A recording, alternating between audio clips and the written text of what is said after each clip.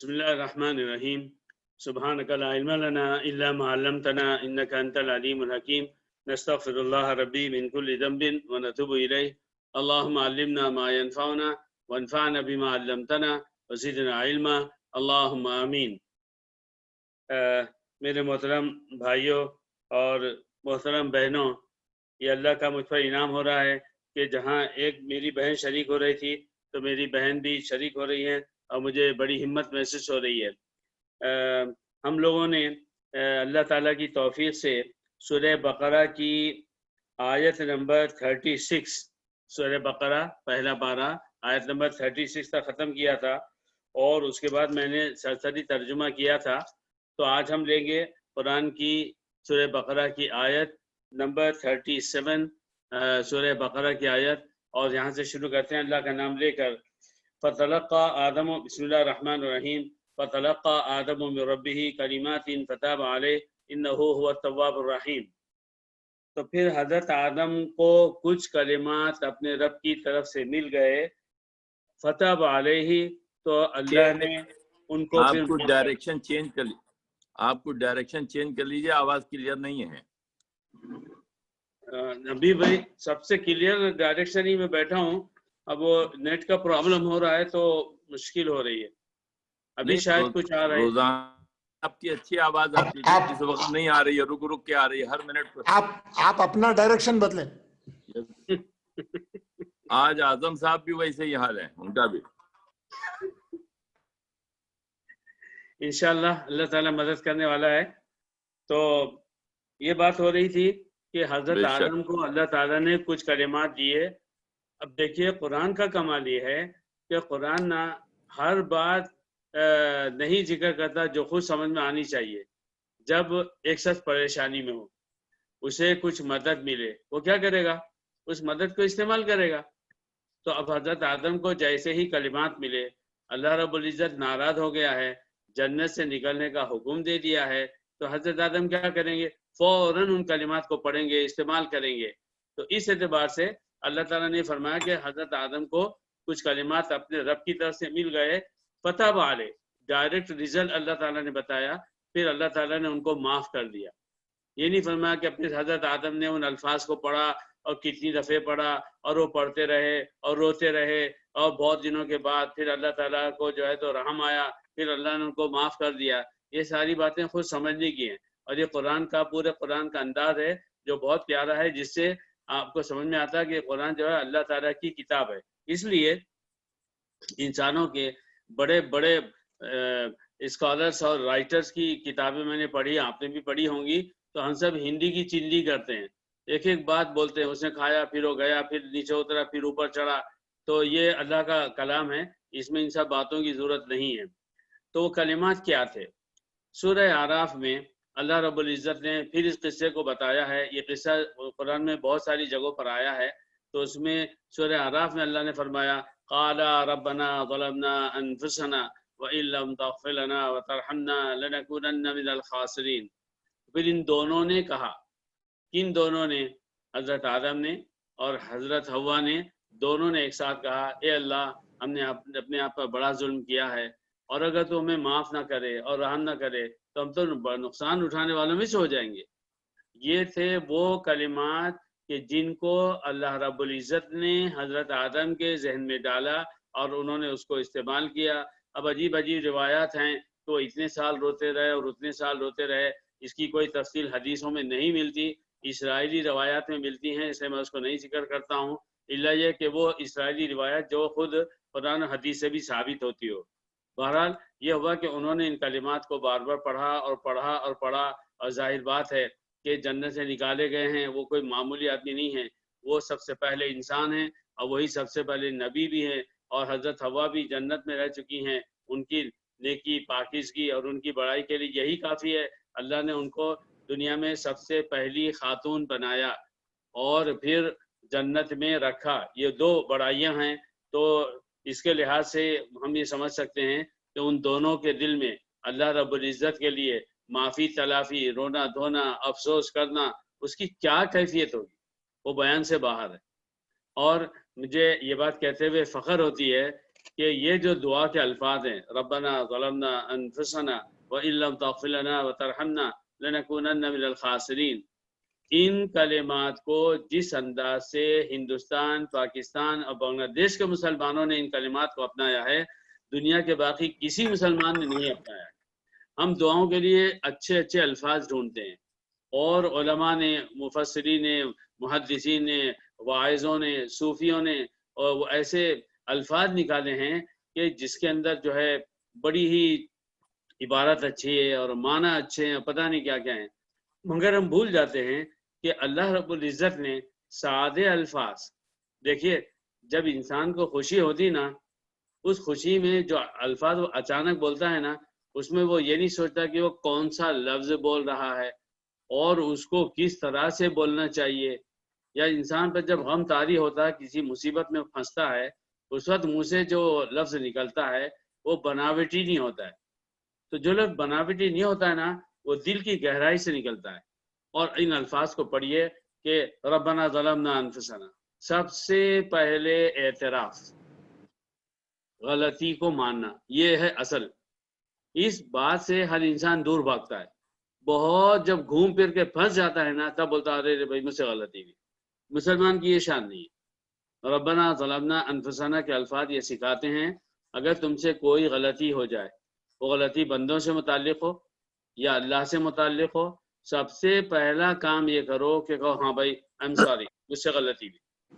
یہ چیز اللہ کو سب سے زیادہ پسند ہے، اور سب سے پہلے شیطان نے یہی کیا تھا کہ اس نے اپنی غلطی نہیں مانی، اس نے کہا نہیں میں اچھا ہوں، میں آگ سے بنا ہوں، آپ تو مٹی سے بنے ہیں۔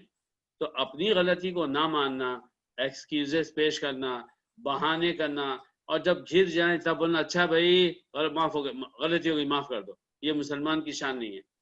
تو انہوں نے کہا ربنا ظلمنا انفسنا، اے اللہ ہم نے اپنے آپ پر بڑا ظلم کیا۔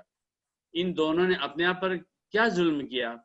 ہم تو یہ کہتے ہیں کہ ہم سے غلطی ہوئی، یہاں پر اللہ تعالیٰ ان کی زبان سے یہ فرماتا کہ وہ دونوں کہتے ربنا اخطأنا، اے اللہ ہم نے غلطی کی۔ ہم نے غلطی کی کہ الفاظ نہیں بولے گئے، بلکہ ہم نے اپنے آپ پر بڑا ظلم کیا۔ تو یہ ایک سوال ہوگا جس کو انشاءاللہ ہم اپنی مجلس کے اختتام پر اس کا جواب تلاش کریں گے۔ ربنا ظلمنا انفسنا اللہ تعالیٰ نے کیوں فرمایا؟ وَإِن لَّمْ تَغْفِرْ لَنَا، اگر تمہیں معاف نہ کر دے، وَارْحَمْنَا، اور ہم پر رحم نہ کرے، تو پھر ہم نقصان اٹھانے والوں میں سے ہو جائیں گے۔ تو جو اللہ نے یہ فرمایا کہ اگر تو ہمیں معاف نہ کر دے، ایک بات، دوسرے فرمایا کہ رحم نہ کرے، دوسری بات، تو مغفرت میں اور رحم میں کیا فرق ہے؟ انشاءاللہ یہ دوسرا سوال ہوگا، ہم اپنی اپنی سمجھ کے مطابق اپنے ذہن سے قرآن کو سمجھنے کی کوشش کریں گے، اور انشاءاللہ اللہ رب العزت ہدایت دے گا، اور مجلس کے اختتام پر ان دو سوالوں کا جواب تلاش کریں گے۔ تو ان الفاظ کو جب کہا تو اللہ تعالیٰ نے فرمایا فتاب علیہ، اللہ تعالیٰ نے معاف کر دیا، اور پھر فرمایا انہ هو التواب الرحیم، اللہ ہی ہے کہ جو بے حد تواب ہے۔ بے حد تواب، ہر غلطی کو بار بار معاف کرنے والا، ہر غلطی کو۔ اب غلطی کی دو قسمیں، ایک ہے ایک غلطی پہلی دفعہ کی جائے، اس کو تو سبھی معاف کرتے ہیں، معاف کرنا اس پہلی غلطی کو عام طور پر یہ شان سمجھی جاتی ہے کہ دیکھو یہ غلطی تم سے پہلی دفعہ ہوئی ہے نا، اس لیے معاف کرتا ہوں، اگر دوبارہ ہوگی پھر ایسا ہوگا اور ویسا ہوگا۔ بڑی بڑی کمپنیز اور بڑے بڑے اس کے اونرز وہ یہ الفاظ بولتے ہیں کہ دیکھو فرسٹ ٹائم ہوا ہے نا ہم معاف کر دیں گے، لیکن نیکسٹ ٹائم ہوگا پھر ایسا ہوگا اور ویسا ہوگا۔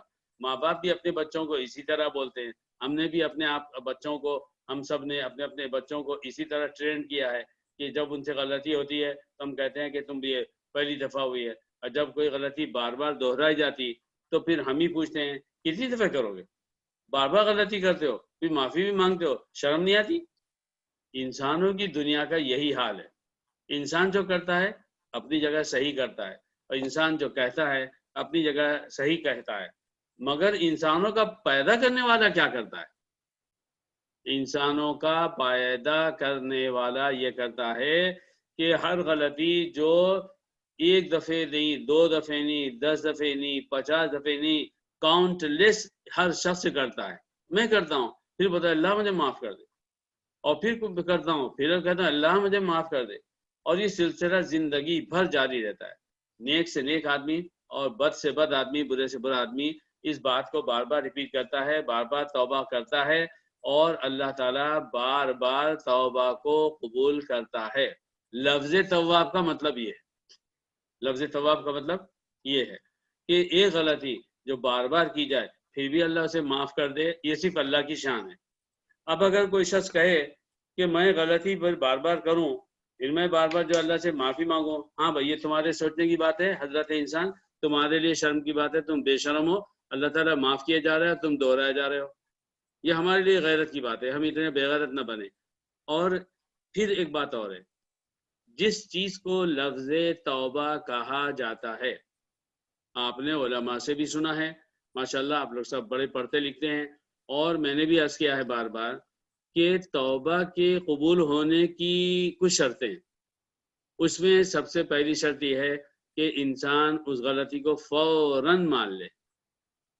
جوتے کھا کر اللہ کی طرف سے مختلف طرح کے عذاب اور ابتلاءات اور آزمائش آنے کے بعد بولے اللہ میں نے غلطی کی تھی مجھے معاف کر دے، ایسا نہ ہو۔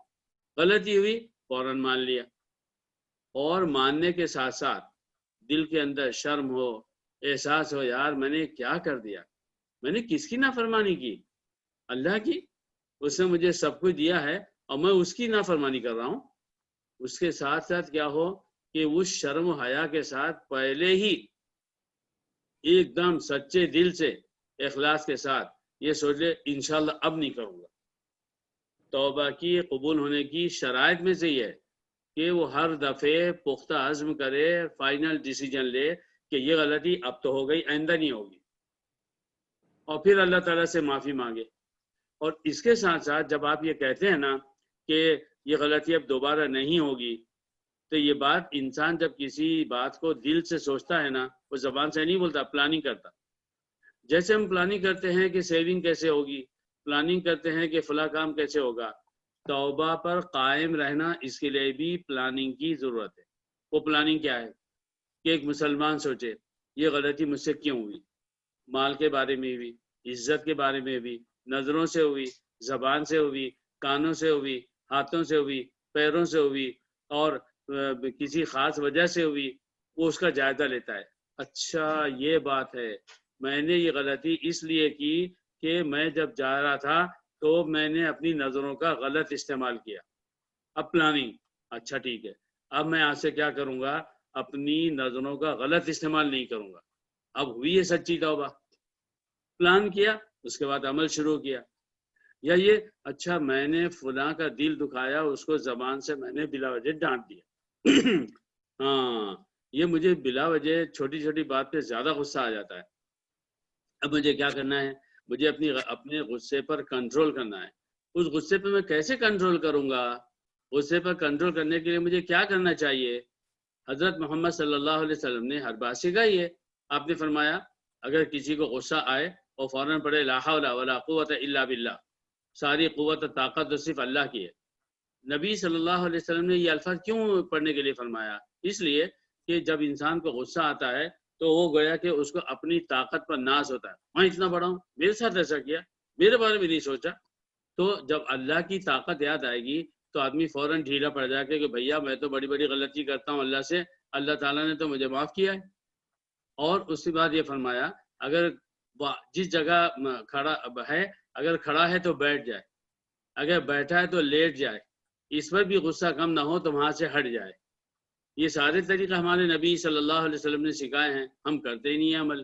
اس لیے کیا ہوتا ہے کہ جو فائرنگ ہماری زبان سے ہے وہ چلتی رہتی ہے، چاہے چھوٹوں پر، چاہے بڑوں پر، چاہے ماں باپ پر، چاہے بھائی بہنوں پر، چاہے بیوی بچوں پر، چاہے دوستوں پر، چاہے پڑوسیوں پر، چاہے کمپنی کے ملازمین پر بھی۔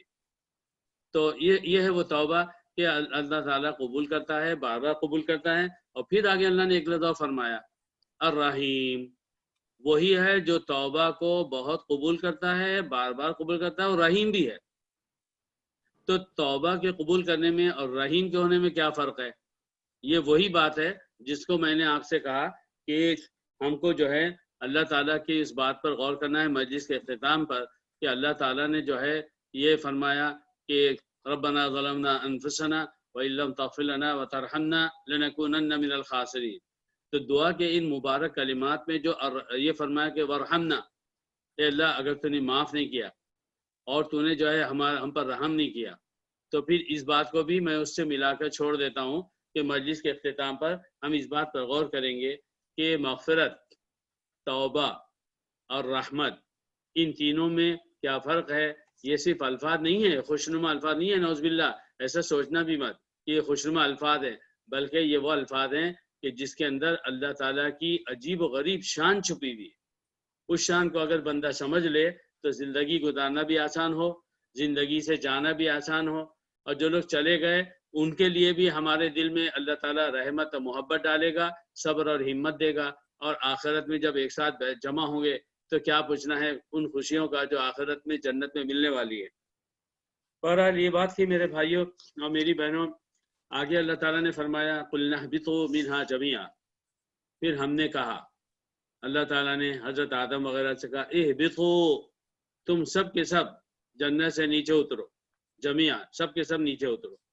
تو یہ بات کہ وہاں تو دو ہی ہیں، حضرت آدم، حضرت حوا، تو دو کے لیے عربی میں الگ سے ورڈ آتا ہے۔ جیسے اگر آپ کہنے ہیں کہ اس نے کھایا، ایک مرد نے کھانا کھایا، تو ہم بولیں گے اکلا، الف کاف لام۔ اگر آپ کو کہنا ہے کہ دو افراد نے کھانا کھایا تو آپ بولیں گے اکلا، لام کے بعد الف بھی آئے گا۔ جیسے کہ سورہ اعراف میں آپ نے دیکھا کہ اس میں لکھا ہے، اللہ تعالیٰ فرماتا ہے قالا ربنا، قالا قاف الف لام، قالا ایک شخص نے کہا، قالا لام کے بعد جب الف آئے گا اس کا مطلب ہو جائے گا کہ دو افراد نے کہا۔ تو جیسے اللہ نے وہاں پر دو افراد کے بارے میں فرمایا، یہاں پر اہبطو، تم سب کے سب نیچے اتر جاؤ۔ اور عربی میں جب بھی اہبطو یعنی واو الف جو آپ جو دیکھ رہے ہیں اس لفظ کے آگے واو اور الف، تو وہ تین یا مور دین تھری اور کاؤنٹ لیس، ان کے لیے اس واو الف کو استعمال کرتے ہیں پاسٹ ٹینس میں، تو یہ پلورل بن جاتا ہے۔ تو یہاں تو دو ہی افراد ہیں اور اللہ تعالیٰ جمع کا لفظ استعمال فرما رہا ہے۔ ایسا کیوں؟ ایسا اس لیے کہ یہ دو ان سارے انسانوں کو پریزنٹ کر رہے تھے جو بعد میں پیدا ہونے والے تھے، اور اللہ تعالیٰ نے ایسی ہی پلاننگ کی تھی۔ تو اللہ تعالیٰ نے سارے انسانوں کو سامنے رکھ کر فرمایا اہبطو، اے سارے انسانوں جو اب کھڑے ہیں میرے سامنے اور جو بعد میں آنے والے، تم سب کے سب جنت سے باہر جاؤ۔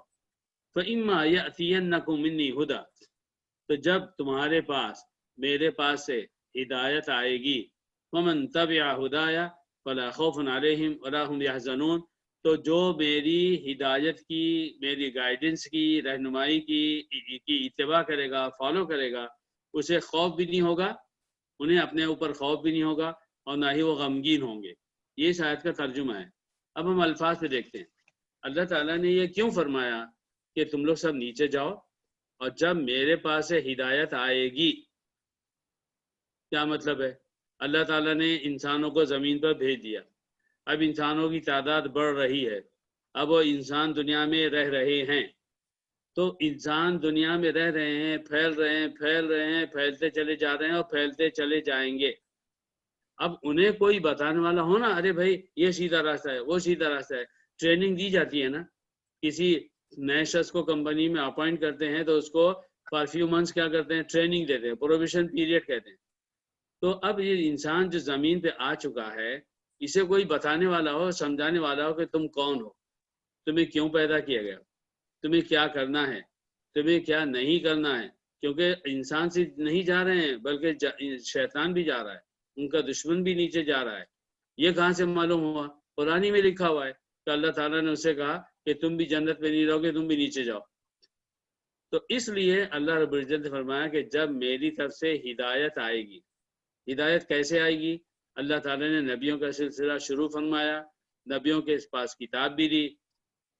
میں اکثر جو ہے جب بھی کوئی چیز خریدتا ہوں دواؤں کی یا جو ہے کوئی یہ الیکٹرانک چیز، اور اس کے ساتھ میں ایک لیفلیٹ دیکھتا ہوں تو مجھے ہنسی آ جاتی ہے کہ دیکھو انسان جب چھوٹی سے چھوٹی چیز بناتا اس کے استعمال کرنے کا طریقہ بھی سکھاتا ہے، لکھ کر دیتا ہے۔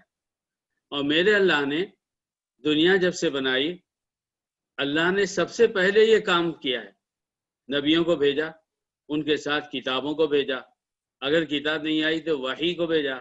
تو سب سے پہلے کام ہوا ہے میرے اللہ نے جب قرآن تمہارے اور میرے ہاتھ میں دیا تو یہ فرمایا، جیسے ہی قرآن میں نے کھولا تو میرا قرآن مجھ سے کہتا ہے الف لام میم ذالک الکتاب لا ریب فیہ، دیکھو یہ جو کتاب ہے یہ گارنٹیڈ ہے، ہمارے کان سچ یا جھوٹ ہو مگر گارنٹیڈ کا لفظ سننے کے لیے بےتاب رہتے ہیں۔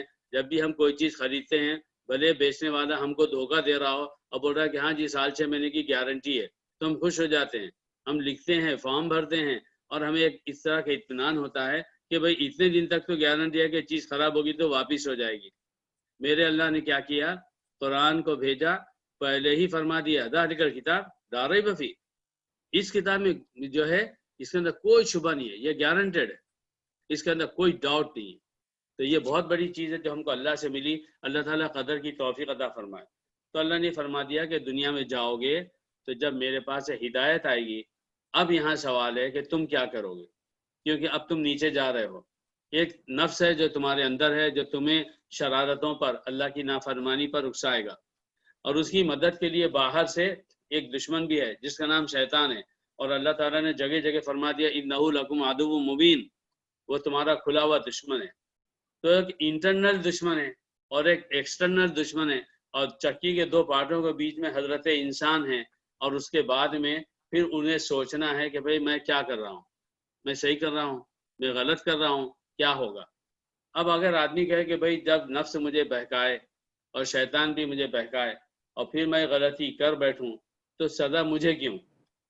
تو یہ بات ایسی ہے کہ وہ بڑی بڑی جو ہے اس کی جو تفسیر ہے، حدیث ہے، اور ماشاءاللہ اس میں ہر بات بتائی گئی جس سے معلوم ہو جاتا کہ نفس کا بہکانا اپنی جگہ پر ہے اور شیطان کا بہکانا بھی اپنی جگہ ہے، مگر حضرت انسان اپنی بھی ایک رائے رکھتے ہیں، ہر انسان اپنی ایک رائے رکھتا ہے، اور وہ رائے اس کے اپنے دل کے اندر سے نکلتی ہے، اسی کا حساب ہے، اسی کے اوپر پکڑ ہے، اسی کی وجہ سے جنت اور دوزخ کے فیصلے ہیں۔ مگر ایک شاعر کہتا ہے اس بات کو اچھی طرح سمجھانے کے لیے، ہنسی آتی ہے مجھے حضرت انسان پر، ہنسی آتی ہے مجھے حضرت انسان پر، شریف بھائی، حضرت ہنسی آتی ہے مجھے، شاعر کہتا ہے ہنسی آتی ہے مجھے حضرت انسان پر، فعل بد تو خود کرے، برا کام تو خود کرے، لعنت کرے شیطان پر۔ تو میرے بھائیوں، اللہ تعالیٰ نے یہ فرمایا کہ جب میری ہدایت تمہارے پاس آئے گی، فمن تبع ہدایا، تو جو میری اس ہدایت کی اتباع کرے گا، اس پر چلے گا، اس کو فالو اپ کرے گا، فلا خوف علیہم، انہیں کوئی خوف نہیں ہوگا۔ خوف نہیں ہوگا کس بات کا؟ ولا هم یحزنون، اور وہ غم زدہ بھی نہیں ہوں گے۔ کس بات کا غم ہوگا؟ اب یہاں دو سوال ہے، خوف کس بات کا ہوگا اور غم کس بات کا ہوگا؟ یہ اللہ تعالیٰ ان لوگوں کے بارے میں فرما رہا ہے، ہم اور آپ جو اپنے اپنے وقت پر دنیا میں پیدا ہوں گے، پھر اپنے اپنے وقت سے دنیا سے چلے جائیں گے۔ تو جیسے اس دنیا میں پیدا ہونا ضروری ہے، ایسے ہی اس دنیا سے جانا بھی ضروری ہے۔ اور جب آدمی پیدا ہو تو وہ کیا کرتا ہے، اور جب آدمی دنیا سے جائے تو وہ کیا کرتا ہے، اس بات کو مختلف لوگوں نے بڑے اچھے انداز سے کہا ہے۔ ایران کے علامہ شیرازی رحمۃ اللہ علیہ، انہوں نے بڑی پیاری بات کہی کہ اے انسان، مجھے یاد ہے کہ جب تو پیدا ہوا تھا تو تو رو رہا تھا۔ بچہ پیدا ہوتے ہی پہلا کام کیا کرتا ہے؟ روتا ہے، مگر سب خوش ہوتے ہیں۔ تو پیدا ہوا، سب لوگ خوشی میں، ارے ماں مبارک ہو، مبارک ہو، بیٹا ہو گیا، بیٹی ہو گئی، خوشیاں منا رہے ہیں۔ تو انہوں نے کہا کہ جب تو پیدا ہوا تو رو رہا تھا اور سب ہنس رہے تھے، اب تو دنیا سے اس طرح جا کہ تو مسکراتا جائے اور سب لوگ تیری یاد میں روئیں کہ دیکھو کتنا اچھا انسان تھا۔ اور علامہ اقبال رحمۃ اللہ علیہ فرماتے تھے، نشان مرد مومن بات گویم، میں آپ لوگوں کو مسلمان کی، سچے مسلمان کی نشانی بتاؤں، چو مرگ آمد، جب اس کی موت کا وقت آتا ہے، تبسم بر لب اوست، تو اس کے چہرے پر مسکراہٹ ہوتی، وہ خوشی سے جا رہا ہے۔ اور کہتے ہیں صوفیہ نے کہا ہے، الموت جسر، موت کیا ہے؟ ایک برج ہے، ایک پل ہے، یوصل الحبیب الی الحبیب، ایک محبت کرنے والے کو دوسرے محبت کرنے والے کے بعد پہنچا دیتی ہے۔ کون محبت کرنے والا؟ انسان اللہ سے محبت کرے، مسلمان اللہ سے محبت کرے، اور اللہ تعالیٰ مسلمانوں سے محبت کرتا ہے جو نیک ہوتے ہیں۔ تو موت کیا کر رہی ہے؟ ایک محبت کرنے والے کو دوسرے محبت کرنے والے سے ملا رہی ہے، کیا اچھی بات ہے۔ اور اللہ تعالیٰ نے قرآن میں حکم دیا ہے کہ والذین آمنوا اشد حبا للہ، جو لوگ ایمان والے ہیں ان کی سب سے زیادہ محبت اللہ تعالیٰ کے لیے ہوتی ہے، اللہ کے ساتھ ہوتی ہے۔ میں جب جب یہ آیت پڑھتا ہوں میرے بھائیوں میری بہنوں، میں سوچتا ہوں کہ میرے ایمان میں بہت کمی ہے۔ کیوں؟ میری محبت میرے ماں باپ سے زیادہ ہے یا اللہ سے؟ میری محبت میرے بھائیوں بہنوں سے زیادہ ہے یا اللہ سے؟ میری محبت میری بیوی اور بچوں سے ہے یا پھر اللہ سے؟ یا شوہر وہ بیوی اس کی محبت اللہ سے ہے زیادہ یا شوہر سے یا دوسرے رشتہ داروں سے؟ میری محبت میرے مال سے زیادہ ہے یا اللہ سے ہے؟ ہر چیز میں جب میں اللہ تعالیٰ کی بات پر سچے دل سے عمل کروں گا تو میری محبت اللہ سے زیادہ ہو گئی، اور جس چیز میں میں اللہ کی نافرمانی کروں گا تو اس میں میری محبت اللہ سے کم ہو گئی۔ یہ ہے وہ ترازو، اس میں مجھے اور آپ کو اپنے ہر عمل کو تلاش کرنے کی ضرورت ہے۔ اور جب ہم ہر لحاظ سے اللہ سے محبت کرنے والے بن جائیں تو ہم کہیں گے والذین آمنوا اشد حبا للہ، جو لوگ ایمان لائے ہیں ان کی سب سے زیادہ محبت اللہ سے ہوتی ہے۔ یہ بہت بڑی چیز ہے، اللہ تعالیٰ عطا فرمائے۔ تو یہ جو بات کہ انہیں خوف نہیں ہوگا، جو لوگ دنیا میں آنے کے بعد اپنے اپنے وقت میں اللہ تعالیٰ کی بات کو مانیں گے، اللہ کی ہدایت کو فالو کریں گے، یعنی نبی کو فالو کریں گے، ان پر جو کتابیں نازل ہوئی ان کو فالو کریں گے، تو انہیں خوف بھی نہیں ہوگا اور غم بھی نہیں ہوگا۔ تو خوف کسے کہتے ہیں؟ خوف کہتے ہیں مستقبل کے خطرے کو۔ تو یعنی ماضی میں پاسٹ میں کوئی بات پیش آئی اور کوئی یہ کہے مجھے خوف تھا کہ میں پاس ہو جاؤں گا یا میں فیل ہو جاؤں گا، تو کسی نے پوچھا کس چیز میں؟ اس نے کہا 12th کا رزلٹ تھا نا تو اس میں مجھے خوف تھا۔ کہ بھائی اس میں خوف تھا اس وقت کی بات، لیکن آج جب بول رہے ہو اس کا رزلٹ تو آ چکا، اب کون سا خوف رہا؟ اللہ تعالیٰ مسلمانوں سے یہ کہہ رہا ہے، ایمان والوں سے کہہ رہا ہے، ایمان والے مرد ایمان والی عورتوں سے یہ فرما رہا ہے فلا خوف علیہم، جو لوگ دنیا میں اللہ اس کے رسول کی باتوں کو مان کر چلیں گے، آخرت میں جب اللہ کے پاس پہنچیں گے نا لا خوف علیہم، انہیں کوئی خوف نہیں ہوگا، انہیں معلوم ہے جنت ملنے والی ہے۔ تو جنت ملے گی یا نہیں ملے گی اس کا خوف ان کو اگر وہ دنیا میں ٹھیک ٹھاک چلتے ہیں تو نہیں ہوگا۔ تو یہ مستقبل کا خوف ہے کہ جنت ملے گی یا نہیں۔ جیسے ہم سب ہم زندہ ہیں، ہم اللہ کے لیے جی رہے ہیں، نمازیں پڑھ رہے ہیں، اور جو نیک کام ہوتے ہیں وہ ہم کر رہے ہیں، ہمیں ہی خوف ہے آخرت میں کیا ہوگا، کیا میرے سارے اعمال اللہ تعالیٰ قبول کرے گا، کیا میں جنت میں جاؤں گا، کیا میں جنت میں جاؤں گی؟ یہ وہ سوال ہے جس کے بارے میں ہر انسان کو سب سے زیادہ غور کرنے کی ضرورت ہے، سب سے زیادہ فکر۔ صبح اٹھتے ہی پتہ نہیں آج کیا ہوگا، آج 12 گھنٹے کیسے گزریں گے، کہاں ٹھوکر کھاؤں گا، نفس کہاں بہکائے گا، کہاں غلطی کروں گا، آج ایسا تو نہیں ہے کہ کوئی ایسا کام کر دوں کہ اللہ ناراض ہو جائے۔ کوئی بھی نہیں سوچتا، مولانا صاحب بھی نہیں سوچتے، بولنا اچھا جانتے ہیں۔ تو میرے بھائیوں ہم سب کو دوبارہ مسلمان ہونے کی ضرورت ہے کہ ہم صبح اٹھے ہم سوچ رہے ہیں، اور جب ہم سونے لگے جیسے ہی بستر پر لیٹے، مولانا اشرف علی تھانوی رحمۃ اللہ علیہ ہندوستان کے بڑے بزرگ ہیں، وہ فرماتے تھے کہ جب تم روزانہ بستر پر لیٹو تو بس سونے کی دعا پڑھ کے سو مت جاؤ، تھوڑا سا کیلکولیشن کر لو، میں نے آج صبح سے لے کے ابھی سونے تک میں نے کیا کیا، کتنے نیک کام اچھے کیے، مجھ سے کتنی غلطی ہوئی، میں نے کہاں نافرمانی کی، میں نے اللہ کی نافرمانی کہاں پر کی اور بندوں کے حق میں کہاں میں نے نافرمانی کی، اس کو یاد کرے، توبہ کرے، اچھے کام پر خوش ہو، اللہ سے دعا کرے اللہ مجھے اس کی بار بار توفیق دے، اور جہاں جہاں غلطی ہوئی ہے اگر معلوم ہو آج ایسا ہوا تھا کہ میں نے جو ہے اپنے بیٹے کو بلا وجہ ڈانٹ دیا، وہ بیٹا چاہے 2 سال کا ہو یا چاہے 20 سال کا ہو، آپ نے بلا وجہ کیوں ڈانٹا؟ اللہ نے حق نہیں دیا ہے ماں باپ کو وہ بلا وجہ ڈانٹ دیں۔ اب کیا کرنا چاہیے؟ بیٹے کے حق میں کمی ہوئی ہے، 2 سال کا بچہ سو رہا ہو یا جاگ رہا ہو، اپنے آپ کو ٹھیک ٹھاک رکھنے کے لیے ارے بیٹا ہم نے آپ کو ایسے بول دیا تھا، اور بیٹے ہم نے وہ غلط بول دیا تھا.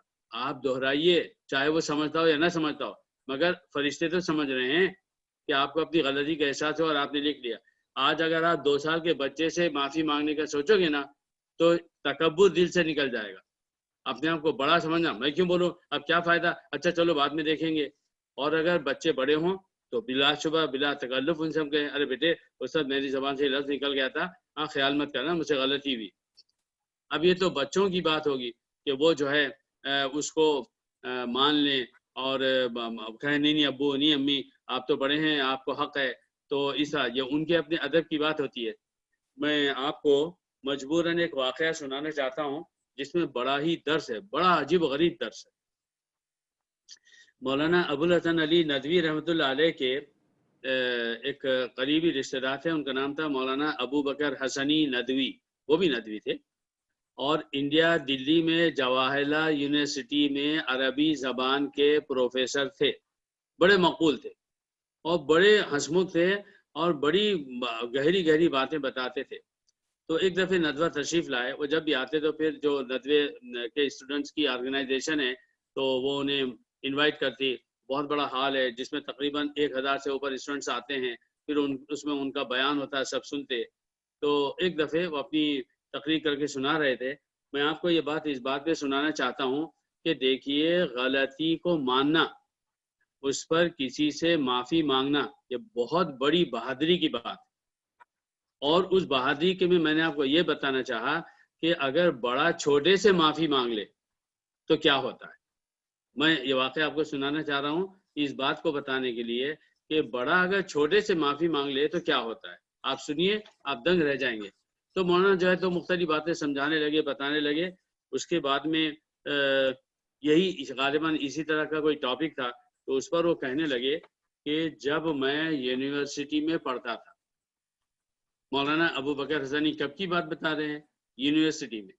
یونیورسٹی میں 2 سال کا بچہ پڑھتا ہے یا 5 سال کا پڑھتا ہے یا 10 سال کا پڑھتا ہے, یہ فرمائیے. ایک نوجوان پڑھتا ہے. تو 2 سال کا بچہ اپنی ذلت اپنی انسلٹ کو سمجھتا بھی نہیں ہے, مگر جب بچہ 10 اور 15 اور 20 سال کا ہو گیا تب تو وہ بہت زیادہ اپنے آپ کو بڑا سمجھتا ہے. ایسے بڑے بچوں کو ڈانٹنا مارنا بڑی خطرناک بات ہے. اور اگر یونیورسٹی میں ہو تو یونیورسٹی کے کسی اسٹوڈنٹ کو اس کی بھری کلاس میں اگر ڈانٹ دیا جائے تو کیا ہوتا ہے آپ کو معلوم ہے, اور اگر استاد نے اس کو مار دیا تو پھر کیا ہوتا ہے, یہ بھی آپ بتائیے, کتنی خطرناک بات. تو مولانا فرماتے ہیں میں یونیورسٹی میں جب پڑھتا تھا ہماری کلاس میں ایک لڑکا بہت ہی شریر تھا, وہ سب کو ڈسٹرب کرتا تھا اور سارے پروفیسرز کو معلوم تھا, وہ پروفیسرز کو بھی چین سے پڑھانے نہیں دیتا تھا. اور ایک پروفیسر جو ہے اس سے بہت ناراض تھے, وہ ہر وقت اس کو فوراً کلاس سے باہر نکال دیتے یا اس کو بہت زیادہ ڈانٹتے اور بڑے ہی عجیب عجیب الفاظ اس کو بول دیتے.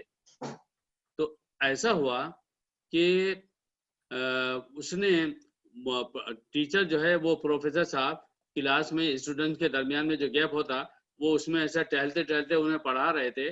تو جب ان کا بیک سائڈ اس لڑکے کی طرف ہوا تو اس نے ٹیچر کے پیچھے کچھ مذاق اڑانے کے لیے ہاتھ وغیرہ کچھ ایسے کیا جس سے گندا اشارہ نکلتا ہے.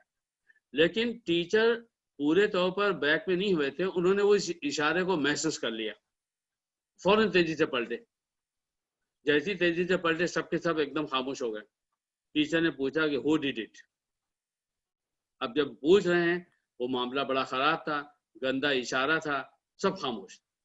انہوں نے کہا کہ مجھے بتاؤ, جس نے بھی کیا ہے اگر نہیں بتاؤ گے تو میں پوری کلاس کو یہاں سے اس کو یونیورسٹی سے نکال دوں گا, میں تمہاری کلاس بند کراؤں گا. وہ لڑکا ڈر گیا کہ کہیں سب اس کا نام نہ بول دیں. اس نے بغیر سوچے سمجھے فوراً مولانا ابو بکر کی طرف اشارہ کیا کہ سر ہی ڈیڈ اٹ. پوری کلاس میں سب کو معلوم تھا کہ ابو بکر حسنی ندوی سب سے زیادہ شریف ہیں, بڑے خاندان کے ہیں, سید خاندان کے ہیں, ہندو بھی جانتے تھے.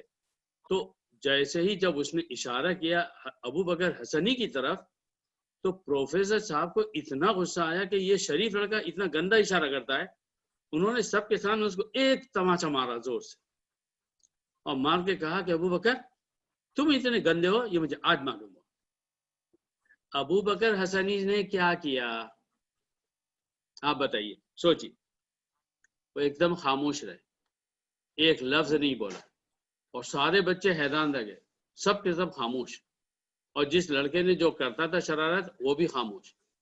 انہوں نے 2-4 منٹ پڑھایا، اس کے بعد کہا میرا موڈ آف کر دیا ہے، اور وہاں سے چلے گئے، ختم ہو گئی بات۔ سارے لڑکے اس لڑکے سے بہت ڈرتے تھے، کسی نے اس سے کچھ نہیں کہا، اور ابو بکر حسنی فرماتے ہیں کہ مجھے بھی رونا آیا، مگر میں خاموش ہو گیا کہ میں معاملہ اللہ پہ چھوڑتا ہوں۔ کلاس ختم ہونے کے بعد اس لڑکے کو اتنا احساس ہوا کہ وہ خود گیا، اس نے جا کر پروفیسر صاحب کو بتایا کہ میں نے اپنی جان بچانے کے لیے ان کا نام ڈالا تھا، اور میں بہت غلط ہوں، مجھے آپ معاف کر دیں۔ جو ہونا تھا اس اسٹوڈنٹ اور پروفیسر صاحب کے درمیان ان کے روم میں، وہ تو ہو گیا۔ دوسرے دن کیا ہوا اس کو سننے کی ضرورت ہے۔ دوسرے دن وہ پروفیسر کلاس میں آئے۔ اب میں اس طرح سے بول رہا ہوں جیسا انہوں نے بتایا اور ہوا ہے، تو عقل مند کو خود ہی اشارہ کافی ہے۔ وہ کہتے ہیں کہ کلاس میں ٹیچر آئے، پروفیسر آئے، اور جیسے ہی وہ کلاس میں آئے، اتنے الفاظ مولانا ابو بکر حسنی ندوی رحمۃ اللہ علیہ نے ہم 1000-2000 اسٹوڈنٹ کے سامنے بالکل نارمل لہجے میں کہا جیسے وہ بتا رہے تھے، لیکن جب انہوں نے ہم سب کے سامنے ہال میں یہ الفاظ بولے کہ جیسے ہی پروفیسر کلاس میں آئے، اتنا بولنے کے بعد فوراً مولانا ابو بکر حسنی صاحب ہچکیاں لے کے رونے لگ گئے، ہچکیاں لے کے رونے لگ گئے۔ اس واقعے کو جو ان کی زندگی میں پیش آیا تھا، اس پر کم سے کم 15-20 سال تو گزر چکے تھے، اس کے بعد تو یاد بھی جو ہے کمزور پڑ جاتی ہے۔ اب وہ رو رہے ہیں، اب ہم سننے والے پریشان ہیں کہ بھائی اس کے بعد کیا ہوا، یہ کیوں رو رہے ہیں؟ پھر روتے روتے انہوں نے بڑے ہی اٹکتے الفاظ بھی کہا کہ پھر ٹیچر نے مجھ سے معافی مانگی سب کے سامنے۔ تو میرے بھائیوں، یہ ہے وہ عجیب غریب جذبہ جو بڑے بڑے جیال بہادروں کے میں ہوتا ہے۔ وہ ان کو رونا اس بات پہ نہیں آ رہا تھا کہ ٹیچر نے جو ہے تمہیں معافی مانگی، ان کو اس بات پر آ رہا تھا وہ اپنی زبان سے یہ الفاظ کیسے بولیں کہ میرے استاد نے مجھ سے معافی مانگی۔ میرے بھائی، توبہ، ایسی توبہ کسی مسلمان کو نصیب، ایسی توبہ مل جائے کہ وہ اللہ کے سامنے اور اللہ کے ہر حال میں اپنے ہاتھ سے جب بھی غلطی ہے اس کو معافی مانگے۔ یہ وہ بات تھی، فلا خوف علیہم، تو جنت میں جانے والوں کو نہ کوئی خوف ہوگا، جنت ملے گی یا نہیں ملے گی۔ اور میں نے یہ بات اس بات پر عرض کی تھی کہ خوف جب غلطی ہو جائے تو اس کے لیے سچی توبہ کرنے کے لیے پلاننگ کی جائے کہ اس غلطی سے میں کیسے بچ سکتا ہوں۔ وَلَا هُمْ يَحْزَنُونَ، اور نہ ہی ان کو کوئی غم ہوگا۔ مفسرین نے عام طور پر اس کی تشریح میں بڑے بڑے مفسرین سے لے کے آج تک کے 2 ہی مطلب بتائے ہیں۔ ایک مطلب بتایا ہے فلا خوف علیہم کا، کہ وہ جنت کے بارے میں انہیں خوف نہیں ہوگا، مستقبل کا خوف نہیں ہوگا، اور دوسرے ولا ہم یحزنون، اور انہیں کوئی غم بھی نہیں ہوگا۔ کس بات کا غم نہیں ہوگا؟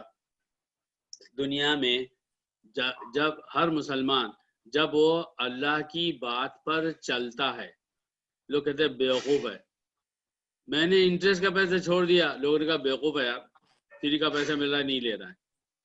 ولا ہم یحزنون، جب وہ اللہ کی ہدایت پہ چلیں گے نا، انہیں غم نہیں ہوگا۔ انہوں نے لاکھوں کی دولت چھوڑ دی، انہیں غم نہیں ہوگا۔ اور ایسے عجیب غریب واقعات ہیں کہ جس میں جو ہے وہ یعنی سنیں تو پتہ چلتا ہے کہ دنیا اگر چھوٹ جائے یا کم ہو جائے یا دنیا میں کوئی تکلیف پہنچ جائے، انہیں غم نہیں ہوتا۔ اگر میرا اللہ راضی ہے کافی ہے، میرا اللہ دیکھ رہا ہے وہ کافی ہے۔ لوگوں نے حضرت ابراہیم علیہ السلام کے واقعے میں بڑی بڑے جو ہے تو وہ عجیب عجیب واقعات ملائے کہ جب حضرت ابراہیم کو وہ آگ میں ڈالا جا رہا تھا، اس وقت فرشتے آئے اور انہوں نے کہا کہ اگر تم کہو ابراہیم ہم تمہیں بچا لیں، ہم ایسا کر دیں ویسا کر دیں۔ اس کے جواب میں حضرت ابراہیم نے پوچھا میرا اللہ تعالیٰ مجھے دیکھ رہا ہے؟ کہاں؟ تو ان کا بس وہ میرے لیے کافی ہے۔ یہ جو واقعات ہیں اسرائیلی روایات کے ہیں، اگرچہ اس کا جو مفہوم ہے وہ صحیح ہے کہ حضرت ابراہیم کے دل میں ایک اطمینان تھا کہ اس وقت جو بھی ہونے جا رہا ہے میرا اللہ کو معلوم ہے، اللہ تعالیٰ دیکھ رہا ہے، اللہ کی یہی مرضی ہے کہ میں آگ میں ڈال دیا جاؤں، کوئی بات نہیں، غم نہیں ہوگا۔ دنیا کا نقصان ہو جائے، دنیا کی تکلیف پہنچے، غم نہیں ہوگا۔ میرا اللہ راضی ہے، میرا اللہ نے یہ بات طے کی ہے، تو وہ جو غم ہے ہلکا ہو جائے گا، یا پھر نہیں ہوگا، دنیا کے نقصان پر غم نہیں ہوگا۔ یہ بات بڑی صحیح ہے۔ تو مفسرین نے عام طور پر خوف کا مطلب یہ بتایا کہ مستقبل میں غم نہیں ہوگا، اور غم کا مطلب بتایا کہ ماضی میں جو اس سے دنیا چھوٹ گئی، دنیا کی جو اس کی پریشانی تھی اس میں اس کو جو ہے تو تھوڑی پریشانی اٹھانی پڑی، تو اس پر جو ہے تو اس کو غم نہیں ہوگا۔ حضرت عبداللہ بن عباس رضی اللہ عنہ فرماتے ہیں کہ اسی مفہوم میں جہاں پر اللہ نے حضرت آدم اور حضرت حوا کے واقعے کو تفصیل سے بتایا ہے مختلف جگہوں پر، تو 16ویں پارے میں، پارہ نمبر 16، اس میں اللہ نے اسی مضمون کو حضرت آدم وغیرہ کے بتاتے ہوئے فرمایا ہے فلا یضل ولا یشقى، تو انسان جو ہے اگر اللہ کی ہدایت کو فالو کرے گا تو وہ گمراہ نہیں ہوگا، ولا یشقى، اور نہ ہی وہ بدبخت ہوگا، اور نہ ہی جو ہے تو گویا کہ اس کی بدبختی اس کو گھیرے گی۔ اس کی تشریح میں حضرت عبداللہ بن عباس نے فرمایا ہے کہ فلا یضل فی الدنیا، قرآن کے الفاظ کیا ہیں؟ فلا یضل ولا یشقى، یہ قرآن کے الفاظ ہیں کہ وہ گمراہ نہیں ہوگا اور نہ ہی وہ بدبخت ہوگا۔ تو اس کی تشریح میں حضرت عبداللہ بن عباس رضی اللہ عنہ نے فرمایا کہ فلا یضل فی الدنیا، وہ گمراہ نہیں ہوگا، اللہ کی بات پر چلتے ہوئے دنیا میں گمراہ نہیں ہوگا، بالکل صحیح فرمایا۔ ولا یشقى، اور آخرت میں وہ جو ہے بدبخت نہیں بنے گا، یعنی لوزر نہیں بنے گا، اس کو جنت مل جائے گی۔ اور اللہ تعالیٰ نے اسی سورہ 16 پارے میں یہ بھی فرمایا ومن اعرض عن ذکری، جو میری یاد سے غافل ہو جائے گا، اور یہاں پر ذکری سے مراد سبحان اللہ الحمدللہ پڑھنا نہیں ہے، اس کی اہمیت اپنی جگہ پر ہے، مگر یہاں پر مفسرین نے اس کا مطلب بتایا قرآن کریم، ومن اعرض عن ذکری، جو میرے قرآن سے منہ موڑ لے گا، اس کو نگلیکٹ کرے گا، فإن له معیشۃ ضنکا، تو اس کو بڑی تنگی کی زندگی دنیا میں ملے گی، وَنَحْشُرُهُ يَوْمَ الْقِيَامَةِ أَعْمَى، اور ہم اس کو آخرت میں کیا کریں گے؟ اندھا اٹھائیں گے۔ قال رب لم حشرتنی اعمى، وہ کہے گا میرے رب مجھے تو نے جو ہے اندھا کیوں بنا دیا آخرت میں؟ وقد كنت بصيرا، میں تو آنکھوں والا تھا دنیا میں۔ یہ قرآن کے 16 پارے کے الفاظ ہیں، قال رب لم حشرتنی اعمى وقد كنت بصيرا۔ اللہ تعالیٰ فرمائے گا قال كذلك، ہاں ایسا ہی ہوگا، اتت کا آیاتنا فنسیتھا، تمہارے پاس ہماری نشانیاں آئی تھی اور تو نے اسے بھلا دیا۔ اتت کا آیاتنا فنسیتھا فکذلک اليوم تنسا، تو ایسے ہی تجھے آخرت میں بھی بھلا دیا جائے گا۔ تو میرے بھائیوں، خوف کا مطلب آخرت کا، جنت کے ملنے یا نہ ملنے کا خوف، جہنم کا خوف، ولا هم يحزنون، اور انہیں غم ہوگا، کس بات، اور نہ انہیں غم ہوگا یعنی دنیا میں ان کا جو نقصان ہوا اس پر جو ہے وہ ان کو تکلیف نہیں ہوگی، وہ دنیا کے ہر نقصان کو برداشت کر لیں گے کیونکہ ان کے سامنے آخرت ہوگی۔ میں نے بھی تھوڑا بہت غور کرنے کی کوشش کی مختلف تفسیروں کے دیکھنے کے بعد، تو میرے ذہن میں اللہ رب العزت نے ایک بات اور ڈالی۔ میری سمجھ میں یہ آتا ہے کہ فلا خوف علیہم ولا هم یحزنون، ان دونوں باتوں کا تعلق جو ہے وہ صرف آخرت سے، دنیا سے ہے ہی نہیں۔ کیوں؟ اس لیے کہ اللہ تعالیٰ جب یہ فرما رہا ہے کہ جب میری ہدایت دنیا میں آئے گی، یعنی میرے رسول آئیں گے، میری کتابیں آئیں گی، جو شخص ان کو فالو کرے گا، تو اللہ تعالیٰ جو شخص فالو کرے گا، جو شخص اس پر چلے گا، تو اس کو دو رزلٹ ہیں، لا خوف علیہم، اسے خوف نہیں ہوگا اور اسے غم بھی نہیں ہوگا۔ اللہ تعالیٰ یہ بتانا چاہ رہا ہے کہ نہ آخرت میں خوف ہے نہ آخرت میں غم ہے۔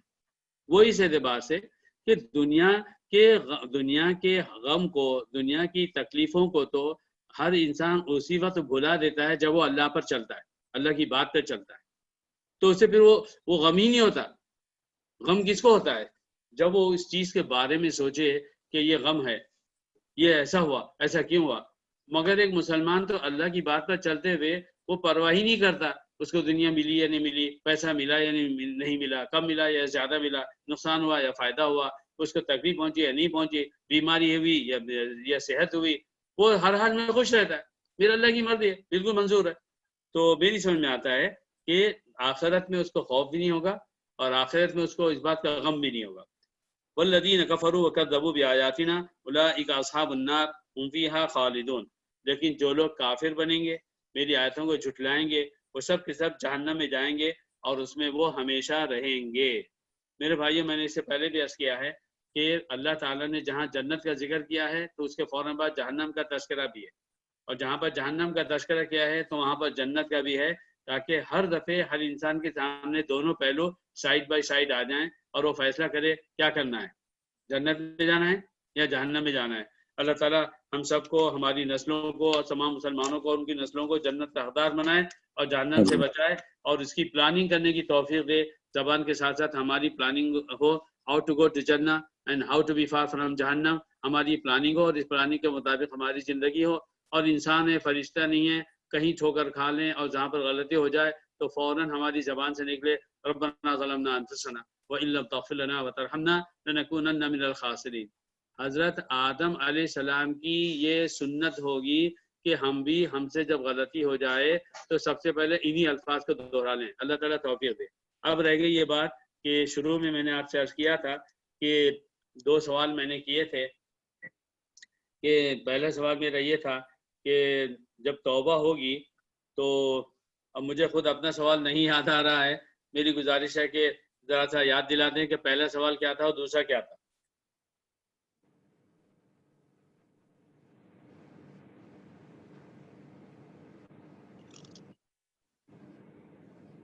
جی مجھے آدم بھائی سب لوگ انمیوٹ ہو جائیں۔ پہلے میوٹ، سب لوگ انمیوٹ ہو جائیں، تمام لوگ اپنا اپنا میوٹ کھول لیں۔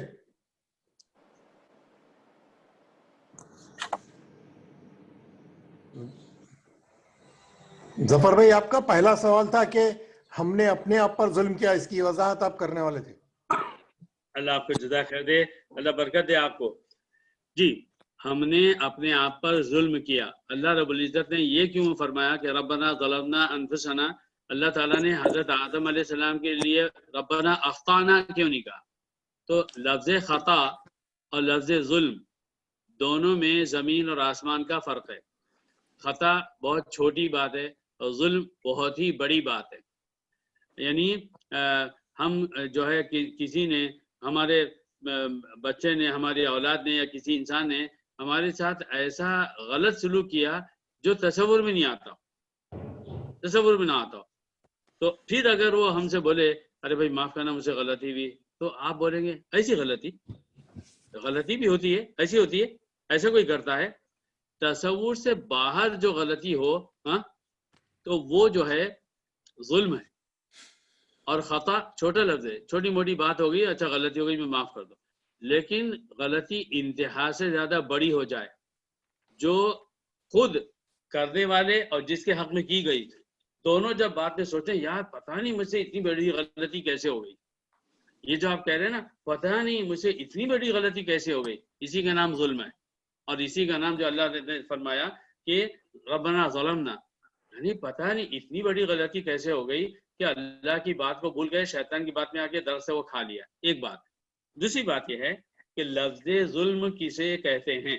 میں نے آپ سے بار بار عرض کیا ہے کہ لفظ ظلم کہتے ہیں دوسرے کے حق کو نہ دینا۔ ظلم، میں نے فلاں پر ظلم کیا، اس کا حق اس کو نہیں دیا۔ بندہ اللہ کے ساتھ کیا ظلم کرتا ہے کہ اللہ کو ایک ماننا ہے، وہ اللہ تعالیٰ کو ایک نہ مانے۔ ان شرک کا لظلم عظیم، شرک سب سے بڑا ظلم ہے، سورہ لقمان میں اللہ رب العزت نے فرمایا۔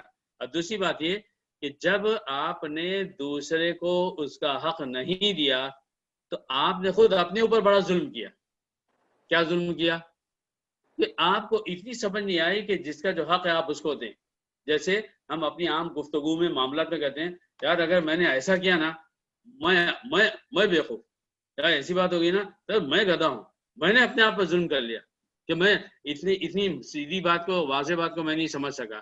تو ان الفاظ میں بڑی طاقت ہے، ربنا ظلمنا انفسنا، اے اللہ ہم نے اپنے آپ پر ظلم کیا، تیرا حق تجھے نہیں دیا، تو ہم اتنے نادان بن گئے بچوں کی طرح کہ تیرے حق کو ہم نے نہیں پہنچانا۔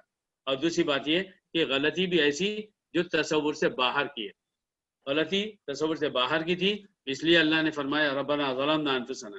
اور انسان جس کو اپنے رب کا حق پہچاننا چاہیے اسی کا حق اس نے نہیں دیا، جیسے بیٹے نے باپ کا حق نہیں دیا تو یہ بڑا ظلم ہے۔ اور اگر پڑوسی نے جو ہے آپ کا حق نہیں دیا، یہ اس کے مقابلے میں چھوٹا ہے۔ اور ایک عربی کا شعر مجھے یاد آیا، بہت ہی پیارا شعر ہے، آپ کو بہت پسند آئے گا۔ ایک شاعر کہتا ہے وَظُلْمُ ذَوِي الْقُرْبَى أَشَدُّ مَضَاضَةً، وظلم ذوی القربى اشد مضادۃ، رشتے دار اگر کسی کے ساتھ ناانصافی کریں تو وہ بہت ہی تکلیف دہ ہوتا ہے. من وقوع سیف المہندی، اس وقت کے زمانے میں جب شاعر یہ الفاظ بول رہا تھا تو انڈیا کی تلواریں زیادہ مشہور تھی. جو انڈیا کی بنی ہوئی تلواریں ہوتی تھی وہ بہت مضبوط ہوتی تھی، بہت کام آتی تھی، بڑی تیز ہوتی تھی. تو تلوار کا نام ہی پڑ گیا تھا السیف المہند، ہند میم ہا نون دال، سیف المہند، سیف ہندی، انڈیا کی بنی ہوئی. جیسے made in China made in Japan میں فرق ہے، ایسے وہ ہند بولتے تھے. وہ بولتا ہے کہ تلوار جو ہے نا اگر انڈیا کی بھی بنی ہوئی ہو اور سخت ہو اور اس کی مار بھی سخت ہوتی، مگر اس سے جو تکلیف پہنچتی ہے اس سے کہیں زیادہ تکلیف جو ہے رشتے داروں کے تکلیف پہنچانے سے ہوتی ہے. تو دیکھیے یہاں بھی شاعر نے کیا استعمال کیا، ظلم، وظلم ذوی القربى، رشتے داروں کا ظلم کرنا زیادہ تکلیف دہ ہوتا ہے. تو ایک تو یہ بات تھی.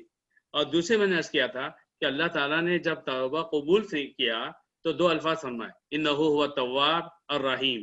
تو تواب اور رحیم دونوں میں کیا فرق ہے؟ تواب کہتے ہیں غلطی کے معاف کر دینے کو، معاف کر دیا، ٹھیک ہے میں نے معاف کر دیا، لیکن دل میں غصہ ہو، دل میں برا لگے اور بعد میں اس کے ساتھ سلوک نہ کیا جائے، اس کو بعد میں نگلیکٹ کیا جائے، وہ جب نظر آئے تو یاد کیا جائے اچھا فلاں وقت اس نے میرے ساتھ ایسا کیا تھا. تو تواب یہ ہے کہ معاف تو کر دیا مگر دل سے معاف نہیں کیا، جس کو ہم کہتے ہیں دل سے معاف نہیں کیا. لیکن جب اللہ نے فرمایا تواب الرحیم، رحم ہے، رحم کیا ہے کہ جو دل کے اندر غصہ ہونا چاہیے تھا وہ بھی نہیں رہا. تو میرا رب ایسا ہے کہ جب میں غلطی کرتا ہوں اسے معاف ہی نہیں کرتا بلکہ اس کو سیدھے سیدھے ڈیلیٹ کر دیتا ہے، جسٹ لائک نتھنگ. اور اسی بات کو نبی صلی اللہ علیہ وسلم نے فرمایا ہے کہ التائب من الذنب کمن لا ذنب لہ، جو شخص توبہ سے کسی گناہ سے سچی توبہ کر لے تو اللہ کے پاس وہ ایسے ہو جاتا ہے جیسے کہ اس نے گناہ ہی نہیں کیا، جیسے کہ اس نے گناہ ہی نہیں کیا. اللہ تعالی ہمیں ایسی توبہ عطا فرمائے. آمین آمین. اعظم بھائی دعا کر لیں.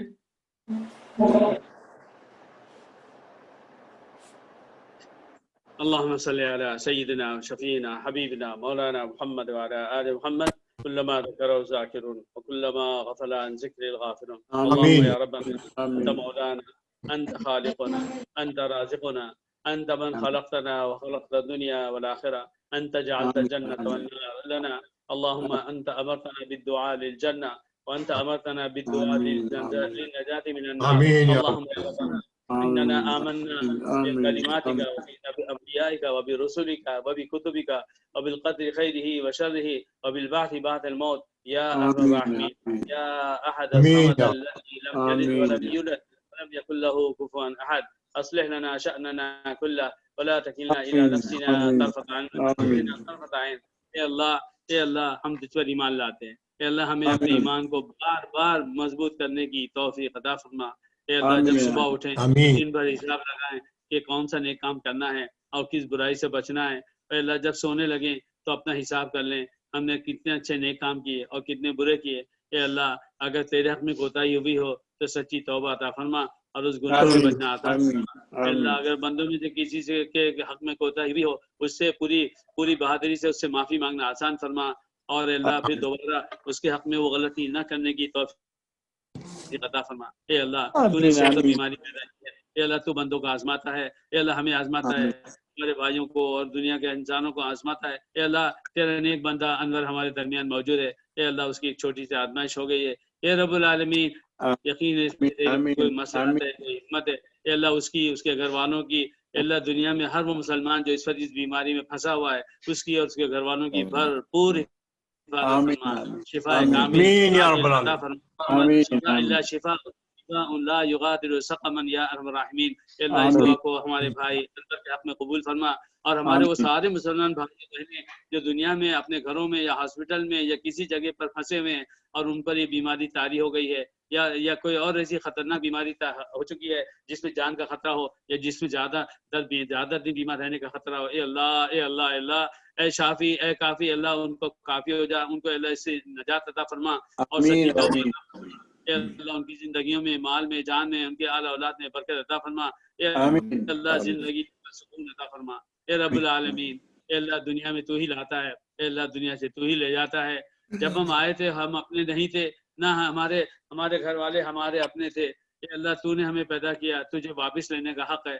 اے اللہ اگر تو ہمیں واپس لے لے تو ہمیں کوئی افسوس کرنے کا حق نہیں ہے. اے اللہ تو ہمیں زندگی دے دے تو ہمیں اس کا شکر ادا کرنے کا حق ہے. ہمیں چاہیے. اے رب العالمین لک العتبیٰ حتی ترضیٰ.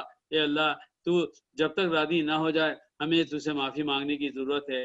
اے رب العالمین تیری حکمت تھی، انہیں اللہ حضرت آدم حضرت حوا کو دنیا میں پیدا کیا اور پھر ہم سب کو دنیا میں بھیجا. اے اللہ شیطان سے اور نفس سے ہماری حفاظت فرما. اے اللہ دین پر چلنا آسان فرما. ہمیں ہمارے ماں باپ، ہمارے بھائی بہن، ہمارے رشتے دار، ہماری بیوی، ہمارے بچے، ہمارے سارے پوتے اور پوتیاں، ہمارے سارے نواسے اور نواسیاں، ہم سب کو دین کے لیے قبول فرما، دین پر چلنا آسان فرما. شرک سے، کفر سے، بدعت، زمانے کے چھوٹے بڑے فتنوں سے حفاظت فرما. اے اللہ اس وقت مسلمانوں کے خلاف جتنی سازشیں ہو رہی ہیں یہ اللہ ان سب کو ناکام فرما.